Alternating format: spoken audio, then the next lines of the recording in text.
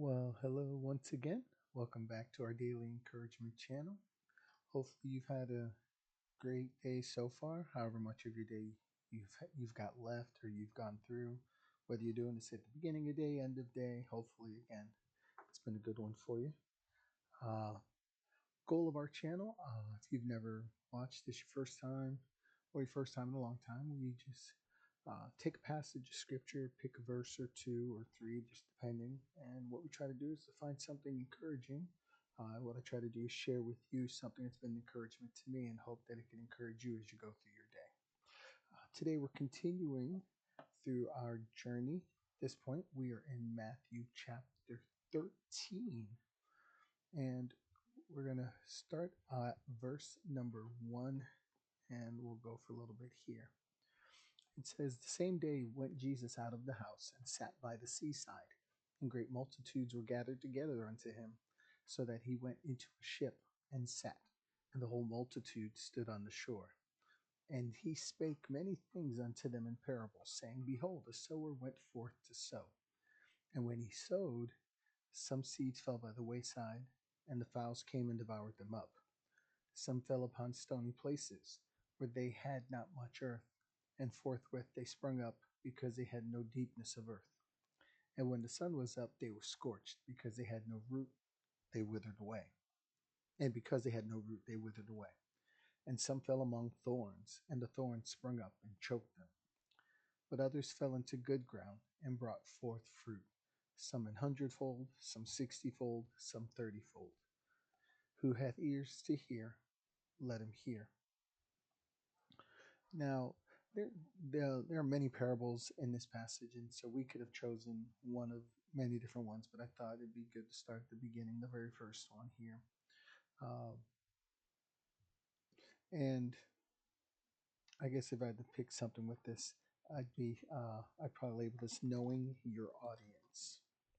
Knowing your audience. See, if you've gotten to know me at all through these videos or personally, you know that I like sports. I love watching sports, and although I have the teams that I root for, I also can enjoy the sport itself. For example, um, in football, I like watching the New England Patriots. I grew up watching them through my teen years, and basically, I'm the same age that Tom Brady is. And so the success he had with the Patriots, I was front and center, living life and watching them play. I started watching the team before that, but I got to see him, drafted by the team, and and then playing through and everything, the career he had and all. And while as a Patriots fan, it was great and wonderful, you had to know your audience whenever you brought it up, because there were some people that they had their favorite team, be it someone that played the Patriots a lot and maybe didn't have success against them. Maybe it was someone that lost to them in the Super Bowl or in the playoffs, or maybe it was someone who had success against them. And all those people would love to hate on the Patriots, which is, it's a sport, and so it's fine. You're entitled to root for whoever you want to root for. But I couldn't sit there and talk about some of the great things from the game to those people because they didn't like the team. And so that wouldn't be the right audience to have a discussion with. There were other friends of mine that weren't sports fans or they didn't like football. So I couldn't discuss with them because they didn't have an interest in the sport. It's not like they weren't friends of mine. Trying to describe to them football, they might picture a basketball or a baseball or field hockey or whatever, cross country running. They'll picture some other thing because they don't like sports or they don't like football. uh, there'd be another audience of people who just didn't like me, so they didn't want to talk to me about it, so why would I bring it up with them? And then there'd be those people that were either Patriots fans or friends of mine that loved football, or people that, maybe they followed a certain player from his college days. And so then when he got to the Patriots, they're like, oh, now I'm a Patriot fan because I liked so and so. And, he went to that team. Whatever the reasons, the goal was you had to know who your audience was and know what to expect. When we look at this passage, we see that Jesus is speaking in parables, one to get a message across to his audience. And I don't want to necessarily focus on parables and the use of parables, at least not this time around. Maybe the next time we come around to Matthew 13, maybe we'll bring it up then. But what I want to speak towards for these next couple minutes is specifically the message Jesus gave. He talked about the four different soils where the seed would go. As a Christian, our purpose in life is to glorify God and to go and to worship Him and to represent Him. You know, this coming weekend, our church is having a communion service, and what does it often tell us? This do in remembrance of me, to honor Jesus, to remember the sacrifice He made. You know, to some people, that means a whole lot more than to others. If you say the Lord's Supper to someone who's not in church and or they're not a Christian, or they, as they call it, they're not religious, they won't understand what that means. They may picture a legitimate meal, like, oh, you doing like steak and potatoes, or like, what are you doing there? Other people get the understanding, knowing your audience and explaining it to them. When we look at being a Christian and living our lives, you know that there are different people that see what you're doing and see how you're living your life. Even when you go out and you witness, this is an example. I know people use this when they talk about when you go out and you witness, and the seeds that you spread when it comes to being that witness, to being that testimony for others, that there'll be those that you're gonna tell about how Jesus uh, affected your life or the things He did for you. And what you're going to see is some, as it says, by the wayside. And it says that basically birds came, ate it up. They did no good. They didn't serve the purpose, at least in your mind, because it's what you would call like falling on deaf ears. Um, then it says some fell on stony places where they didn't have much dirt. So it was, maybe there was a little bit of dirt, but they didn't get a chance to go dig really deep into the dirt. And it said that when they sprung up, they didn't have a lot of deepness of earth, so they were very flimsy. They said when the sun was up, they basically got burnt. The seeds got burned. There was no roots. The roots weren't able to get into the dirt to soak up the nutrients and the water. They withered away. They died.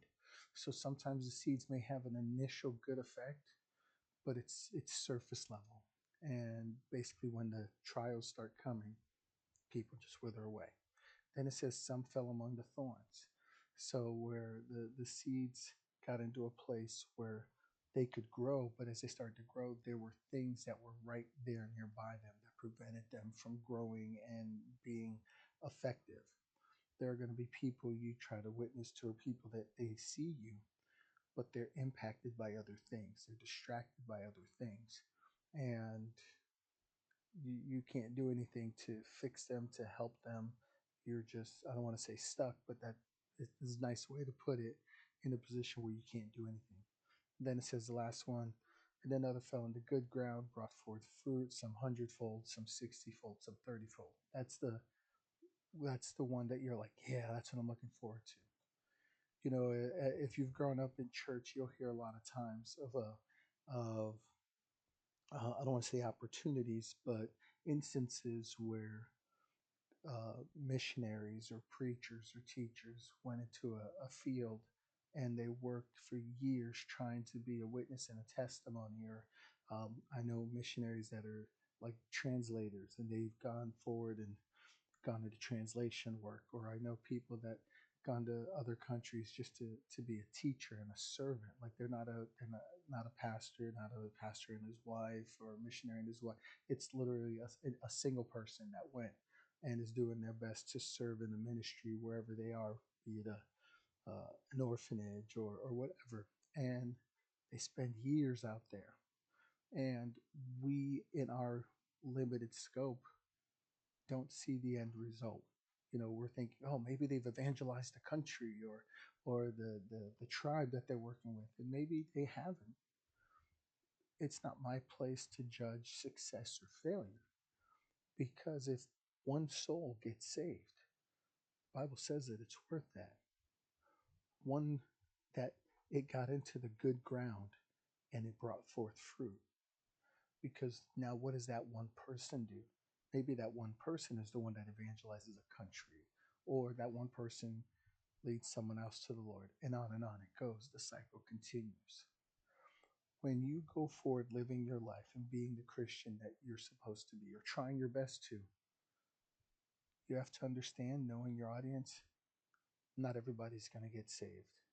You hope for that, you pray for that, but understanding there's going to be some stony places, there's going to be some by the wayside, there's going to be some among the thorns.